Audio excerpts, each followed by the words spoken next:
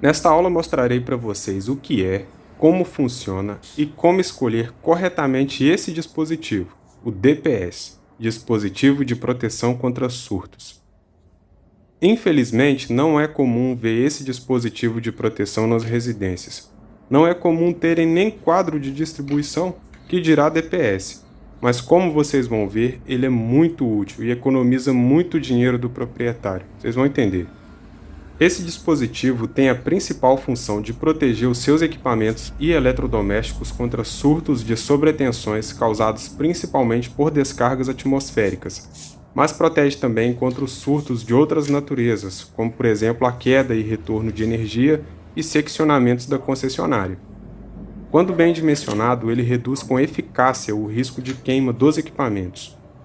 Lembra quando sua mãe mandava você desligar a TV da tomada, com medo de queimar quando começava a chover e trovejar? Então, esse componente serve justamente para não deixar os eletrodomésticos e equipamentos queimarem. Como podem ver, o uso dele é obrigatório conforme item 5421 da NBR 5410. Esse dispositivo é dividido em três classes. Classe 1, que é usada em áreas onde as descargas atmosféricas podem ocorrer de forma direta.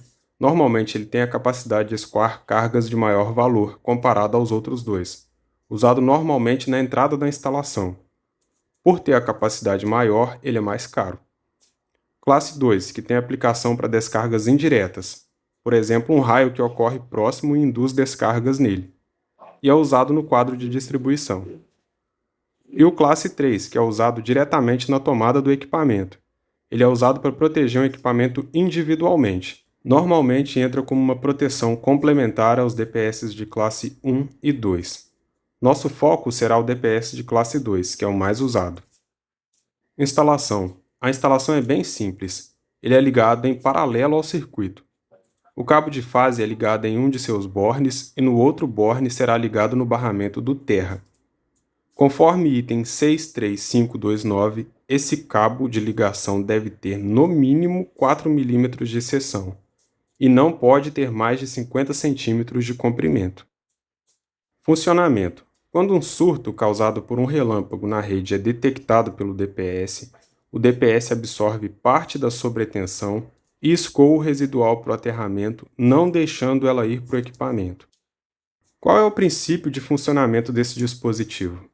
Internamente, o DPS tem uma peça central que é a mais importante, essa peça azul, que pode ser de outra cor, chamada varistor, que é um componente eletrônico onde o valor da resistência elétrica dele é inversamente proporcional ao valor da tensão aplicada. Ou seja, ele tem resistência variável. À medida que a tensão sobre o varistor aumenta, sua resistência diminui. Esse varistor acaba absorvendo parte da tensão e o excedente é escoado para o aterramento. Agora, se a tensão estiver abaixo da tensão nominal do DPS, ele funciona como uma chave aberta, impedindo o escoamento da tensão para o aterramento. Observação: o varistor é sim um componente de sacrifício, semelhante a um fusível, mas diferentemente de um fusível, ele foi projetado para atuar mais vezes. Como escolher e dimensionar um DPS? A primeira informação é saber onde ele será instalado para determinar a classe dele. O mais usual de ser instalado é o de classe 2, por isso estamos dando foco a ele. Segundo, essa é a informação mais importante, a UC, que é a máxima tensão de operação contínua para residências, dada em 175 e 275 volts. Se a minha tensão entre fase e terra é 127 volts, eu vou usar um DPS com uma tensão de UC de 175 volts. Mas se eu tiver uma tensão de 220 volts entre fase e terra, então eu vou usar um DPS com uma tensão UC de 275 volts. Como eu mencionei na segunda aula, tem algumas cidades no Brasil que são atendidas por 220 volts entre fase neutra e fase terra. Mas por que esse valor de 175 e 275 volts? Por que não usam o valor mais próximo, por exemplo, 130 e 230 volts? Os DPS não têm as tensões com valores mais próximos justamente para não atuar com variações mínimas de tensão. Na tabela 49 do item 63524 da norma, informa que o valor mínimo de tensão UC exigível do DPS em função do esquema de aterramento é de 1,1 vez a tensão entre fase e terra. Inclusive, podemos sim usar DPS de 275 volts para tensões de 127 volts fase terra, mas o contrário não podemos. O DPS de 175 volts queimaria numa tensão de 220 volts fase terra. Imax é a corrente máxima suportada. Nos ensaios de teste dos DPS, ele suporta somente até 2 vezes os surtos com essa corrente. IN é a corrente nominal. O DPS suportará até 20 vezes esses surtos de corrente. Nas cidades, os DPS podem ser de 10 ou 20 kA de corrente nominal. Mas se ele for instalado em uma zona rural, use DPS de no mínimo 40 kA. Isso é necessário porque na zona rural a sobretensão por descargas atmosféricas geralmente é maior. Eu vou lembrar isso a vocês quando a gente estiver fazendo a instalação dos quadros de distribuição. Corrente máxima e corrente nominal é o que mais encarece a compra do DPS. Quanto mais alta a corrente, mais caro ele é. UP, nível de proteção, que nesse caso depende da classe do DPS. Por exemplo, esse DPS de classe 2 que estamos analisando tem um nível de proteção abaixo de 1.200 volts. Para sabermos se ele está adequado, temos que consultar a tabela 31 da NBR 5410. Que numa tensão de alimentação de 127 ou 220 volts, os equipamentos suportam impulsos de até 1.500 volts. Ou seja, nosso nível de proteção atende tranquilamente com um nível de proteção abaixo de 1.200 volts. Por fim, um indicador de funcionamento, que pode ser por LED ou por fita. Optem por indicadores a fita. Digo isso porque o LED pode queimar antes do tempo e você trocar um DPS que poderia estar em perfeito funcionamento por causa de um defeitozinho só no LED. Por isso eu sempre opto pela fita. Acabamos de entender as informações que vem gravada no corpo do DPS, mas tem uma dúvida que gera em muitas pessoas. Devo usar DPS para o neutro? Sim, em 3 situações. Quando o esquema de aterramento é o TT com o neutro. Esquema de aterramento TT é quando o aterramento e o neutro são totalmente independentes. Aterramento IT com neutro. Esse esquema de aterramento IT nem é permitido para residências, então a gente já descarta ele de cara.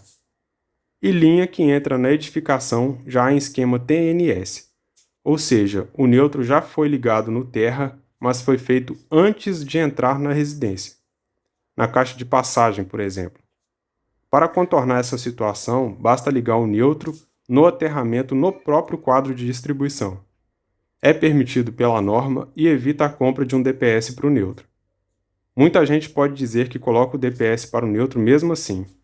Pessoal, faz algum sentido aterrar o neutro com o DPS sabendo que o neutro já está ligado no aterramento? Não, né? É desperdício de dinheiro. Na aula sobre as funções do aterramento, vocês vão entender melhor sobre isso. Existe posição para o DPS no quadro de distribuição em relação ao disjuntor geral? Sim, e a resposta consta no item 63525, que fala sobre a falha do DPS e proteção contra sobrecorrentes. A possibilidade de falha interna fazendo com que o DPS entre em curto-circuito, é raro, mas pode acontecer, impõe a necessidade de dispositivo de proteção contra sobrecorrentes para eliminar tal curto-circuito. Esse dispositivo de proteção contra sobrecorrentes é o disjuntor. Então, o DPS só pode ser ligado após a fase passar pelo disjuntor geral, ou seja, a jusante do disjuntor geral. Tenho aqui um DPS de 275 volts e 20 kA de corrente nominal que usaremos na aula prática de instalação de quadro de distribuição. Faltou somente uma questão: DPS tem polaridade? Não, não tem. Você pode se perguntar, mas por que tem um L de um lado indicando o lugar de ligar a fase e o N/PE do outro lado indicando o lugar de ligar o neutro e o cabo de proteção? Pois é, eu também fiquei com essa dúvida e liguei para a Clamper. O responsável técnico me informou que de fato não tem polaridade, mas que colocaram essa informação justamente para não gerar esse questionamento e também para padronizar as instalações. Então é só por isso, pessoal. Você não viu errado, tem a letra N mesmo. Ué, pode aterrar o DPS no neutro? Sim, se o neutro estiver no esquema de aterramento TN-CS, ou seja, o neutro acumulando as funções de neutro e terra, pode sim. Teremos uma aula sobre o que fazer se não tiver aterramento que explico melhor sobre essa situação. Para finalizarmos, devo deixar claro para vocês que o DPS não é um para-raio. O para-raio protege a estrutura física da edificação. O DPS protege os equipamentos, como acabamos de ver. Uma curiosidade: o Brasil é o campeão mundial de incidência de descargas atmosféricas segundo os pesquisadores do ELAT, Grupo de Eletricidade Atmosférica do INPE. O que é meio óbvio, né? O Brasil é o maior país tropical do mundo. São cerca de 70 milhões de raios por ano. O DPS não é um equipamento para você cumprir norma. No nosso país é realmente um investimento. Então pensa nisso.